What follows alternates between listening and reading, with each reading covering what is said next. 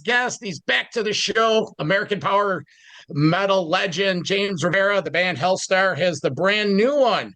It's coming out the 12th, but when you hear this, it's probably out. The CD, The Devil's Masquerade. James, welcome back to Metal Mayhem Thank ROC. you. How are you, man? Oh, I'm doing great. And you? Yeah, you look I'm like you're chirpy. I like it. yeah, well, Always I'm up good to here. see happy people in the world today. Now, Well, although I never cared for that band REM, but now I'm starting to relate to that song more. we'll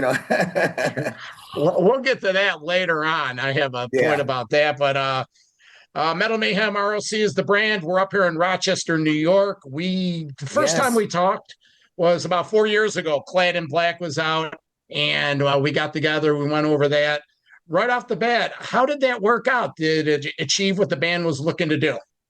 Well, it did what, yeah, it did precisely what we needed it to do, was just to buy some time Yeah, in between putting out a full length record.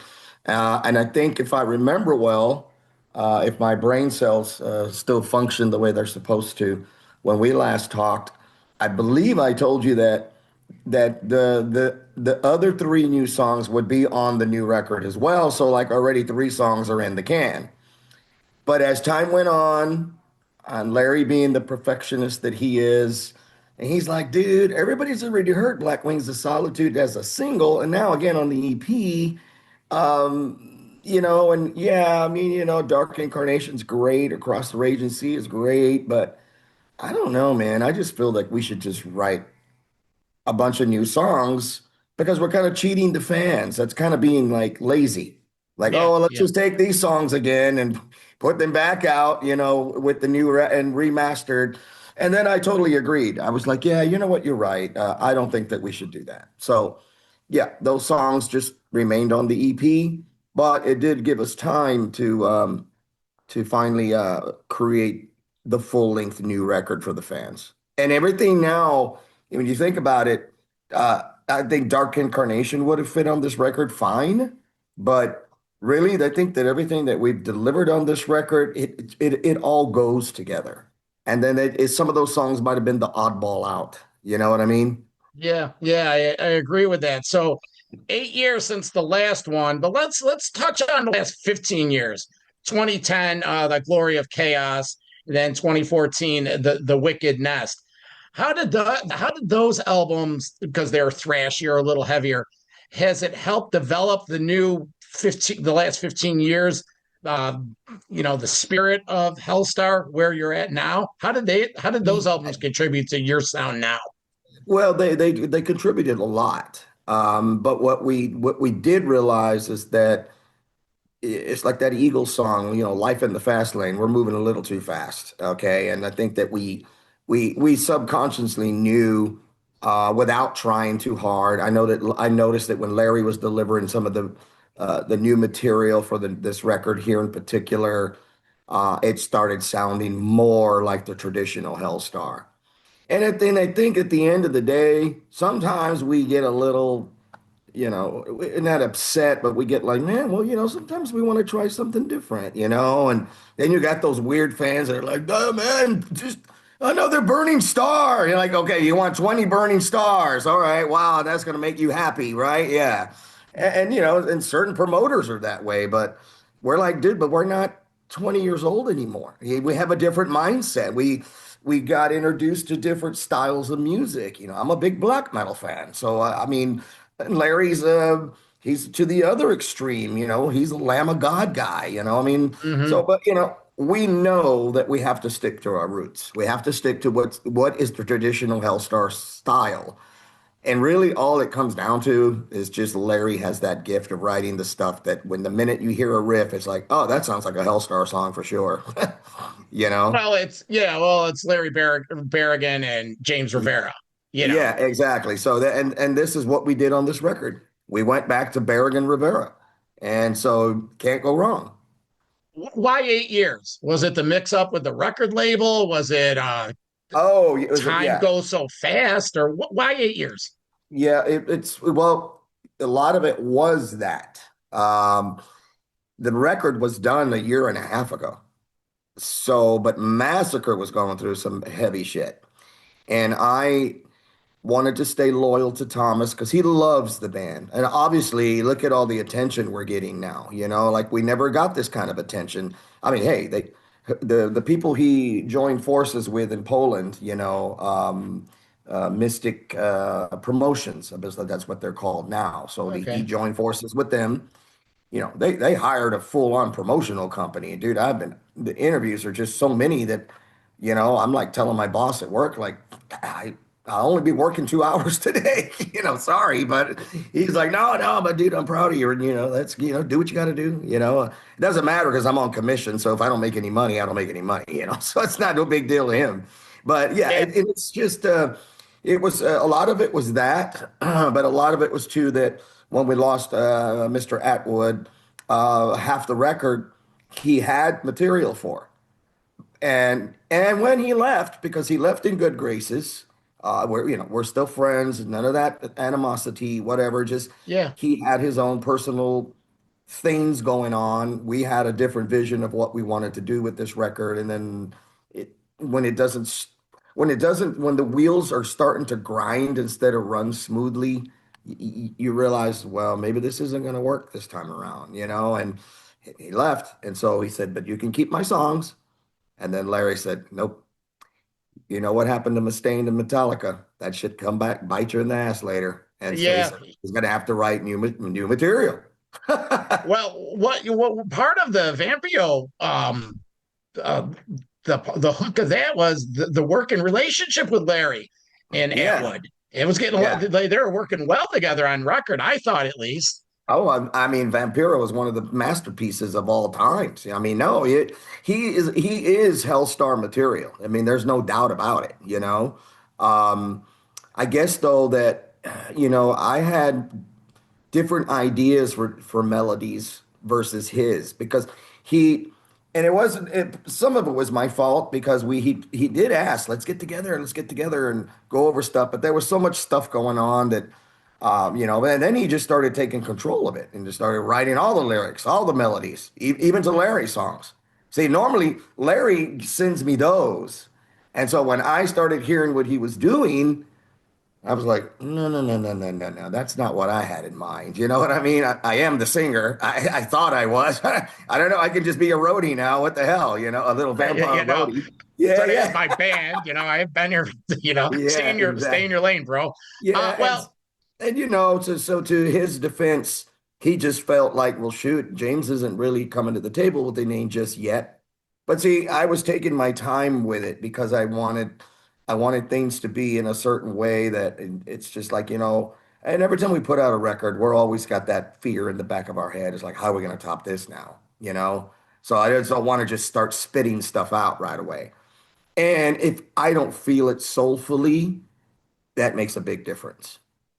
yeah, right. So Atwood's out of the band. Andrew's out of the band, and it's you and Barragan going into the studio just like you haven't missed a beat. You had to replace Andrew. Yeah. How did Alan De Leon? Is that how you Yeah. pronounce his Alan name? DeLeon. Yeah. Oh, yeah. How'd Alan. Yeah, we actually, it's pronounced Alan. And don't, yeah. He's like, I'm Alan. I'm like, oh, you're one of those, yeah, Antonio Banderas little guys, aren't you? Yeah. all right. So Yeah. how did he make the cut? You Oh. probably got inundated with requests and auditions. And would he bring to Devil's Masquerade? Oh, shoot, dude. Well, see, here's the thing.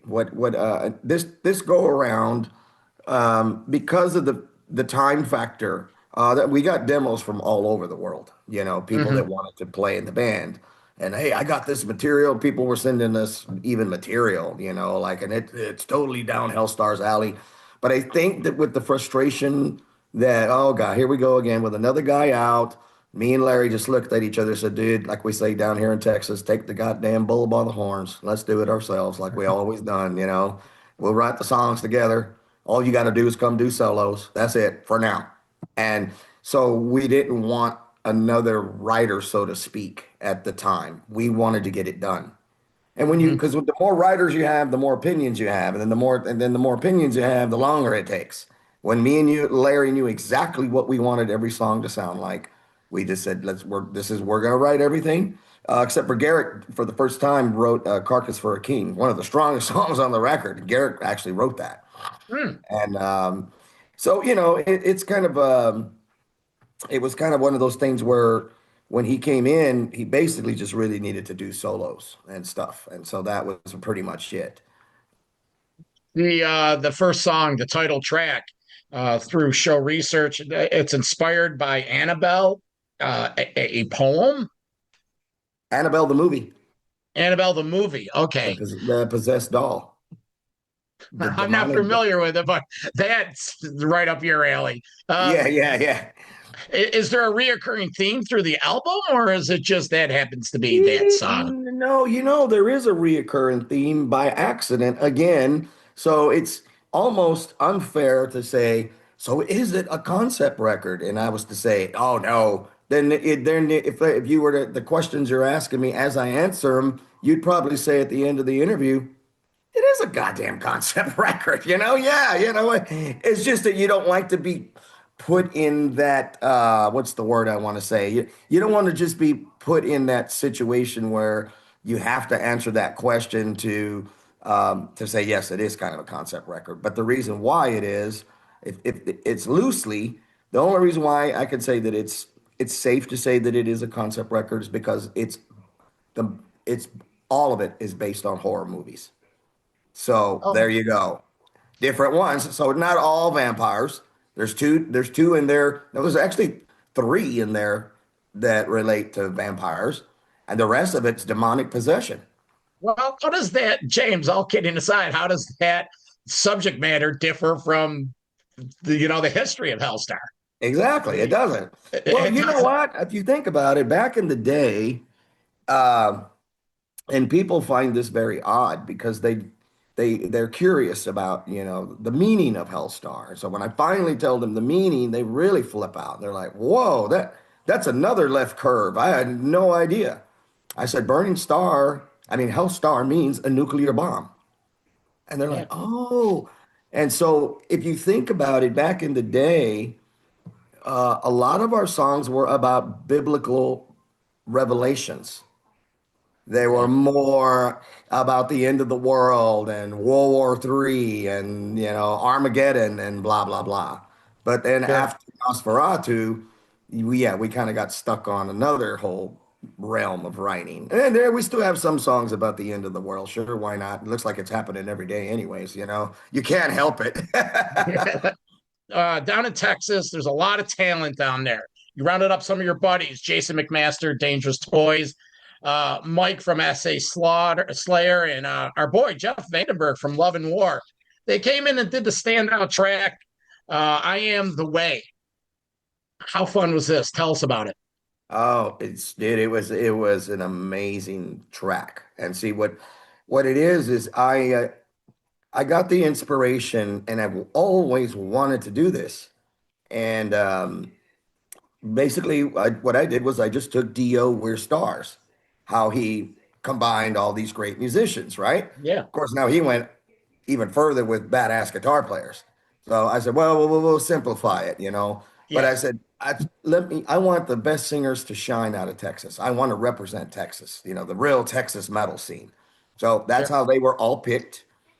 Uh, but for the last 4 decades, we've all been personal friends. So it was a no-brainer. It wasn't a hard thing to do. All it was a phone call. I told him my vision of what's going on. Dude, I'm in, man. Oh my God, hell yeah. I'm in. And everybody across the board, I'm in, bro. Let's do this thing. Yeah. So that's what ended up happening. So the four singers from Houston recorded at Larry's where I record, and then the Hmm. other guys recorded in their cities.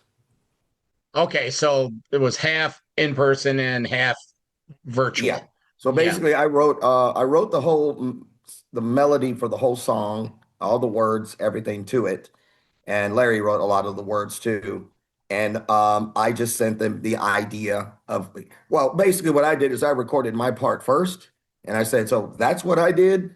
I said, I don't care what you do with it in your parts, as long as the cadence and the timing is there. That's all that matters.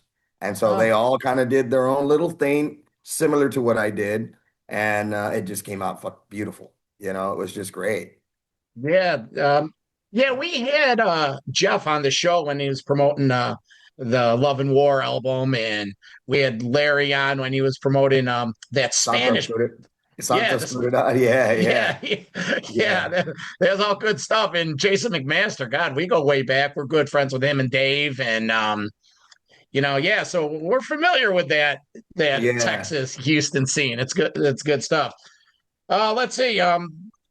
How does songwriting with you and Larry after all these years? You touched on it a little briefly earlier, but did was there a new enthusiasm for doing this one? Seeing that you were back together, you're like, all right, Larry, it's us. Share the chemistry doing this Devil's Masquerade session. Well, yeah, we actually really got real excited. It was kind of it was a double-edged sword when Andrew left. But what it did, instead of discouraging us, it took us back to when we first met, like he was 19 and I was 22. You know what I mean? So Yeah. yeah, we're like, dude, let's just show them that, yeah, well, we're gonna make this a killer record. So we were very enthused. We were very like, because we've always felt that too, that sometimes they're at the mercy of another writer and they don't see the vision the same way. And I guess they think that we're just old and washed up and we can't deliver the stuff the way we should. But I think that's what it did is it reversed everything. And we ended up just getting so excited about every song we started completing, that's the first time that we've done that in a long time where, yeah, I had an idea. And so like, oh yeah, I got an idea for this one now too. And so I would on my voice memo on my phone, I'd send him the verse, the pre-chorus, and the chorus. And I go, but that's just the blueprint. And he goes, dude, I already fucking love it. It's great. Well, when we get together, we'll fine tune it. Then we'll really make it shine. We'll polish it up. Yeah. And that's how we did this record. So there was a lot of Barragan Rivera enthusiasm, like two little boys again. Well, I don't know if you're a football fan, but it's like a quarterback and a receiver that have played together for years. You know, Exactly. Well, you how just are you going to look, go wrong? yeah, you just look And at each that's why the other. team wins the Super Bowl every year. Yeah. There you go. There You you can't, you go. can't, yeah, you can't lose. It's like, yeah. So you have all this enthusiasm. What songs end up being the videos? What ends up being in the live set? Because you're headed over to Europe very soon. Well, Yeah. what's the media layout plan? Well, as far as we want to do another video, I actually want to do a video on I Am the Way. Although the only point that Larry brought up about that, he goes, dude, you know that we're probably never going to have that blessing to play that song live with everybody that was involved, unless we're all at a festival that happens to be going on at that time, right? Yeah. So, and we Hell's almost came Heroes close to it 26. this last time. We almost came very close to being able to pull it off because at Hell's Heroes there was Crimson Glory, there Yep. was there was San Antonio Slayer, which had Mike and Jason. So you see, and then Rob Lowe was the only guy that would have to been driven down in George Call. They weren't on the festival, but they could have drove from Dallas, and they said, "Hey, we'll do it."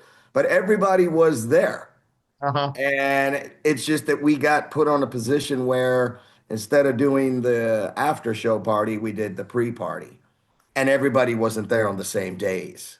But yeah, Yeah. that would have been great, I mean, so we could have pulled it off. All right, we need 8 wirelesses, yeah. That festival is just getting bigger and bigger and bigger, like every Oh yeah. year. It's this year. Are you guys involved in 26? He Or, always gets us involved one way or the other because okay. he's just so fond of, hey, you guys are the ambassadors of metal for Houston. So I mean, people expect it. That's totally true. So tell us about the tour in Europe, and is anything coming to the States? I know it's tough in the States.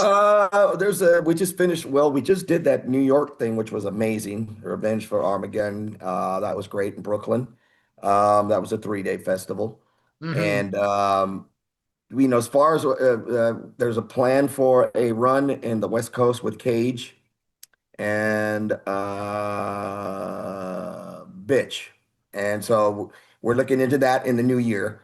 And then Betsy after, but bitch. yeah, yeah, we're going to Europe in November, right? As a matter of fact, 2 days before Thanksgiving, I fly out and going over there. Actually, wait a minute. I'm leaving the weekend before Thanksgiving because me and Harry Conklin are going to be doing a tribute show of nothing but metal classics with his band. So we're going to do a double-headed dragon thing. And I think the promoter's putting together two shows at a minimum, maybe three. You say his band. It's not Jag Panzer, is it? It's or is No, it? no, he's got a cover band. He lives in Thessaloniki, Greece now. He doesn't live in, Wasn't yeah, he wasn't in doesn't live in, Colorado? no, he doesn't live in Colorado no more. Oh He no. met a Greek lady, got married, never came home. Kind of like that scene in Harlem Nights where that pretty black girl talked the guy into this and that, Yeah. and then, yeah, and that's how they stole all the money. And then he Yeah. gets on the phone with his daughter. He goes, "Hey, put your mama on the phone. Hey, I ain't coming home no more. Have a good life." Yeah, right. Greece is beautiful. So, all right. So Harry's in Greece, and then you two, where are you going to be doing this tour? Over there? Well, so because Helstar starts the tour in Greece anyways, but we're Okay. going to do like a couple of smaller club shows, and I think one of them is going to be an unplugged Black Sabbath tribute show. So it's going to just be acoustic and vocals. Not a full band, but his Okay. band, they play like all the classic metal covers and stuff, Maiden, Priest, so on and so on. Yeah, all that stuff. What about US? US dates? As far as more U.S. dates, we're just waiting to see what's going to happen. Like I said, the West Coast is looking good. Um, we'd love to do a real East Coast Midwest run for sure, because that's where Hmm. we're always welcomed. Because the marketplace for bands at our tier and our genre, there is only certain markets for it. Yeah. You don't get in a van and tour all over the whole U.S. like Vicious Rumors, and bless their hearts, but I just don't see how they keep doing that. I'm like, dude, you're 80 years old now. I mean, take it easy. And Yeah. you're gonna hit. Just think about it. Monday through Thursday, and even Thursday if you're lucky. I mean, sometimes you can have it, but Monday through Thursday, you're going to be playing to dismal crowds in the middle of nowhere because there's just nothing in, say, Roswell, New Mexico. I mean, there's only certain markets for this genre of music. And that's Yeah. why we hate to say the word, but we do the weekend warrior thing. We just go to this market for a weekend, do four shows, come home, call it a day. But Well, we're not going to tour all across America now, unless we got lucky and hey, Testament wants to take Hellstar out on the road. Well, yeah, we're there. You yeah, know, yeah, yeah, of yeah, course. yeah. But that's like winning the lottery. So Let's pivot a little bit and talk about some of these other side projects he did. A couple years ago, the New Wave Gone Metal album. How'd that go over? And a huge leap on that, James. It was those are the bands. I'm 58, and those bands I wouldn't give time of day for 40 years ago. But how'd it go over? And is there a demand for a second one? there is actually. So it went when we first put it out, it went over very well because you're right. Some people wouldn't give those bands the time of day back in the day. Well, we made fun of them. I Yeah. mean, Well, and but listeners, we're here, talking let me about tell you like the funny story. Depeche Mode and Tears for Yeah, Fears and psychedelic furs, the Cure, all and that the stuff, right? Cures. So And with James, now go here we ahead. are, 3 decades later, and now that's one of my favorite musics that I listen to because it's dark. It's just not Yeah. metal, you see? And so it took me this long to figure out. So here's how it all started. So one day, me and Larry went to this place called Astro World, Six Flags over Texas, the amusement Yeah. park. And in the summertime, they had free concerts. And it was always, Wham or Duran Duran and those big name arena new wave bands, right? Tears for Fears, you name it. And then one Saturday morning, he called me. He said, "Hey, dude, I got 2 tickets to." So if you bought a ticket to Astroworld to go and do all the rides, you got into the concert for free. It was free concerts. It was called the Free Concert Series. And Hmm. so He called me Saturday morning, and I said, "Oh, really?" I go, "Yeah, well, who's playing today?" He goes, you know, those guys, people say, why should it be? I go, oh, Depeche Mode. He goes, I think it's just Depeche Mode. Whatever, yeah, Yeah. damn queers. Yeah, yeah, yeah. Ah, well, let's go and make fun of everybody. The hell with it. He goes, yeah, dude, you get the acid, I got the tickets. So we drop, we each drop a hit of acid.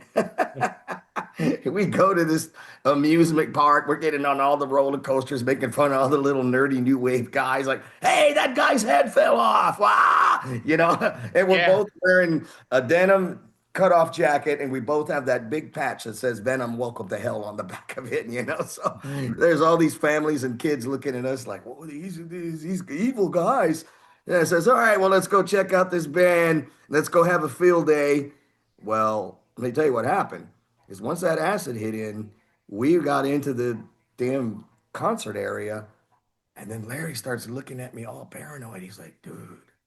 I'm like, what? He goes, uh, these people look more dead than we do. Because they're all in black and they're all gothed out. I was gonna say Yeah, got so out. we kind of got the creeps. Like, well, man, yeah. So no, well, there's nobody to make fun of anymore. No, I think we should leave. Yeah. But the band started. And when the band started, they opened up with Black Celebration, which is the album they were touring on, which is my favorite record of all time. And it's the opening track on the Metal Wave project that we redid.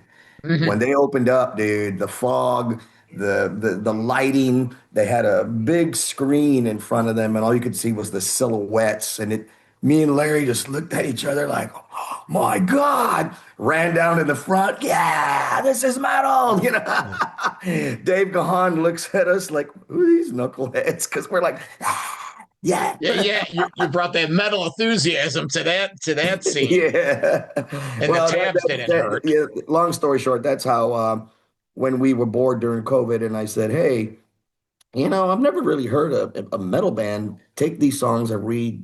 He says, dude, you might be onto something. So he got busy right away and started recomposing the songs metal. And that's how it happened. You mentioned that you've grown fond of the black metal genre. Uh, any plans, any idea of maybe getting involved with a band doing some kind of Just black metal strictly project? black metal. Yeah, I've thought about it. I kind of, I've tossed the idea around. There was a band that I did a project with that was about 70% black metal. They were called Malachi's Reign, and they okay. were out of Jersey. And as a matter of fact, Jack Frost produced that demo, and it had 6 songs on it. But a lot of it was I got to use my Danny Filth voice and all that stuff throughout most of it. But the unique thing about it was that then you have the James Rivera voice come in, and then you have the real high notes come Yeah, in. the And high so stuff. it made Yeah. it very interesting. Yeah. Which is if I got a project in a black metal band, I would insist that I have to throw in those that traditional high note, Rivera high note, and I have to use a little bit of my voice, somewhere along the line. Yeah. Listen, do you think somewhere along the line with all that record label mix up within the last 10 years, Helstar was overlooked or held back by industry politics or anything like that? Or is it, Oh, of course we were. I mean, we're, and I'm only going by what, a lot of people tell me. And then, of yeah, course, once they tell you this, it sends you home and you're like, you know what? God damn it, I'm gonna have another drink. They're right. And then you get pissed off at the world and you're like, yeah, you guys are one of the most underrated bands. You should be like already the new Iron Maiden. I don't see what happened. What happened? And when they start telling you that stuff, for a minute you think, oh, you're just drunk. But then no, they're being honest and saying, man, you guys could have been the next Judas Priest. Easy. What happened?